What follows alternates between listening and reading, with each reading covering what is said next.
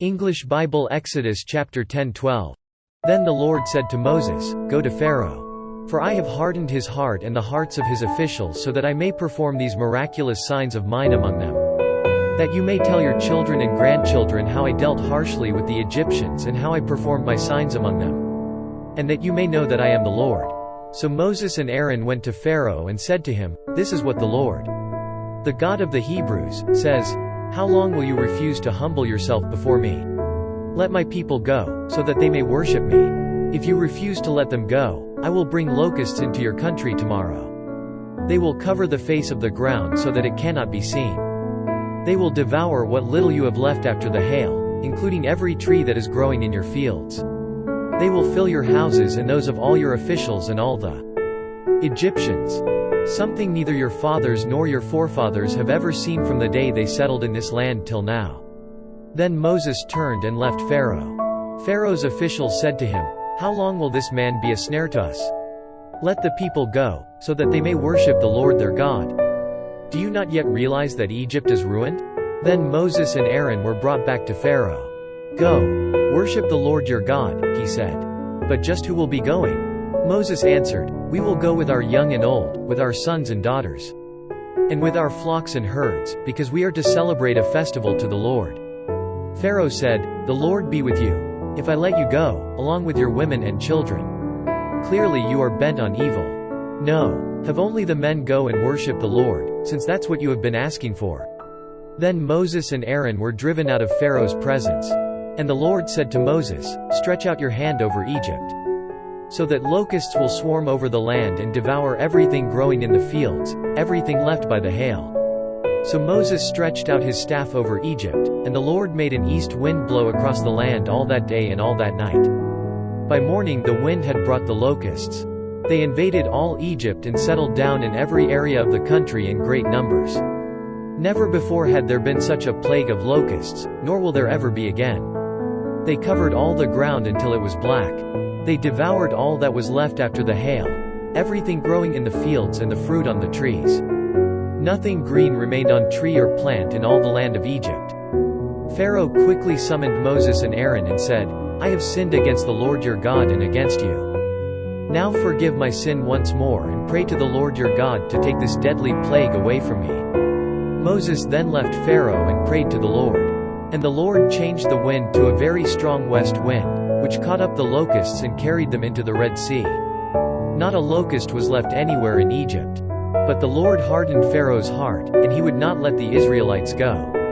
Then the Lord said to Moses, "Stretch out your hand toward the sky so that darkness will spread over Egypt, darkness that can be felt." So Moses stretched out his hand toward the sky, and total darkness covered all Egypt for 3 days. No one could see anyone else or leave his place for 3 days. Yet all the Israelites had light in the places where they lived. Then Pharaoh summoned Moses and said, "Go, worship the Lord. Even your women and children may go with you, only leave your flocks and herds behind." But Moses said, "You must allow us to have sacrifices and burnt offerings to present to the Lord our God. Our livestock too must go with us, not a hoof is to be left behind. We have to use some of them in worshiping the Lord our God, and until we get there we will not know what we are to use to worship the Lord."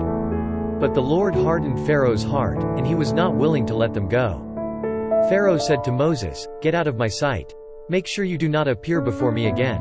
The day you see my face you will die." "Just as you say," Moses replied, "I will never appear before you again." Exodus chapter 11. Now the Lord had said to Moses, "I will bring one more plague on Pharaoh and on Egypt. After that, he will let you go from here, and when he does, he will drive you out completely. Tell the people that men and women alike are to ask their neighbors for articles of silver and gold." The Lord made the Egyptians favorably disposed toward the people, and Moses himself was highly regarded in Egypt by Pharaoh's officials and by the people. So Moses said, "This is what the Lord says, about midnight I will go throughout Egypt. Every firstborn son in Egypt will die, from the firstborn son of Pharaoh, who sits on the throne, to the firstborn son of the slave girl, who is at her handmill, and all the firstborn of the cattle as well. There will be loud wailing throughout Egypt, worse than there has ever been or ever will be again. But among the Israelites not a dog will bark at any man or animal. Then you will know that the Lord makes a distinction between Egypt and Israel. All these officials of yours will come to me, bowing down before me, and saying, Go, you and all the people who follow you. After that I will leave. Then Moses, hot with anger, left Pharaoh. The Lord had said to Moses, Pharaoh will refuse to listen to you, so that my wonders may be multiplied in Egypt. Moses and Aaron performed all these wonders before Pharaoh, but the Lord hardened Pharaoh's heart, and he would not let the Israelites go out of his country. Exodus chapter 12. The Lord said to Moses and Aaron in Egypt, This month is to be for you the first month of your year. Tell the whole community of Israel that on the 10th day of this month each man is to take a lamb for his family, one for each household. If any household is too small for a whole lamb, they must share one with their nearest neighbor, having taken into account the number of people there are. You are to determine the amount of lamb needed in accordance with what each person will eat. The animals you choose must be year-old males without defect, and you may take them from the sheep or the goats. Take care of them until the 14th day of the month, when all the people of the community of Israel must slaughter them at twilight. Then they are to take some of the blood and put it on the sides and tops of the doorframes of the houses where they eat the lambs. That same night they are to eat the meat roasted over the fire, along with bitter herbs, and bread made without yeast. Do not eat the meat raw or cooked in water, but roast it over the fire, head, legs and inner parts. Do not leave any of it till morning. If some is left till morning, you must burn it. This is how you are to eat it, with your cloak tucked into your belt, your sandals on your feet and your staff in your hand. Eat it in haste, it is the Lord's Passover. On that same night I will pass through Egypt and strike down every firstborn, both men and animals, and I will bring judgment on all the gods of Egypt. I am the Lord. The blood will be a sign for you on the houses where you are, and when I see the blood, I will pass over you. No destructive plague will touch you when I strike Egypt. This is a day you are to commemorate for the generations to come. You shall celebrate it as a festival to the Lord, a lasting ordinance. For 7 days you are to eat bread made without yeast. On the first day remove the yeast from your houses, for whoever eats anything with yeast in it from the first day through the 7th must be cut off from Israel. On the first day hold a sacred assembly, and another one on the 7th day. Do no work at all on these days, except to prepare food for everyone to eat. That is all you may do. Celebrate the feast of unleavened bread, because it was on this very day that I brought your divisions out of Egypt. Celebrate this day as a lasting ordinance for the generations to come. In the first month you are to eat bread made without yeast, from the evening of the 14th day until the evening of the 21st day. For 7 days no yeast is to be found in your houses. And whoever eats anything with yeast in it must be cut off from the community of Israel, whether he is an alien or native born. Eat nothing made with yeast. Wherever you live, you must eat unleavened bread. Then Moses summoned all the elders of Israel and said to them, Go at once and select the animals for your families and slaughter the Passover lamb.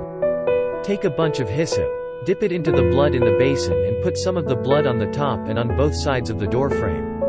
Not one of you shall go out the door of his house until morning. When the Lord goes through the land to strike down the Egyptians, he will see the blood on the top and sides of the doorframe and will pass over that doorway. And he will not permit the destroyer to enter your houses and strike you down. Obey these instructions as a lasting ordinance for you and your descendants. When you enter the land that the Lord will give you as he promised, observe this ceremony. And when your children ask you, What does this ceremony mean to you? Then tell them, It is the Passover sacrifice to the Lord, who passed over the houses of the Israelites in Egypt and spared our homes when he struck down the Egyptians. Then the people bowed down and worshipped. The Israelites did just what the Lord commanded Moses and Aaron. At midnight the Lord struck down all the firstborn in Egypt, from the firstborn of Pharaoh, who sat on the throne, to the firstborn of the prisoner, who was in the dungeon, and the firstborn of all the livestock as well.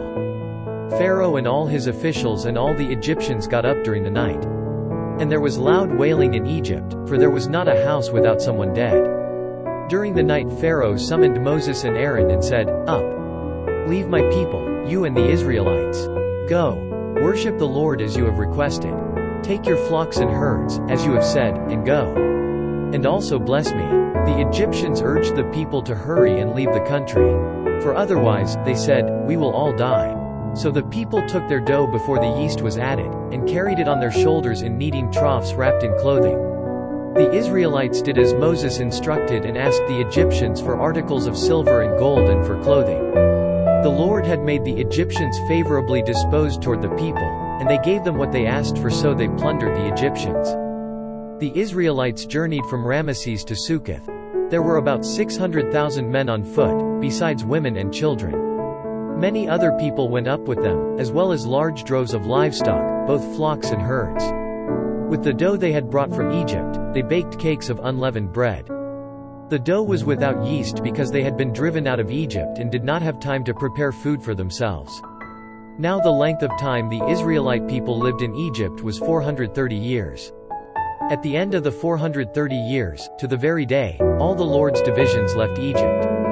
Because the Lord kept vigil that night to bring them out of Egypt, on this night, all the Israelites are to keep vigil to honor the Lord for the generations to come. The Lord said to Moses and Aaron, "These are the regulations for the Passover. No foreigner is to eat of it.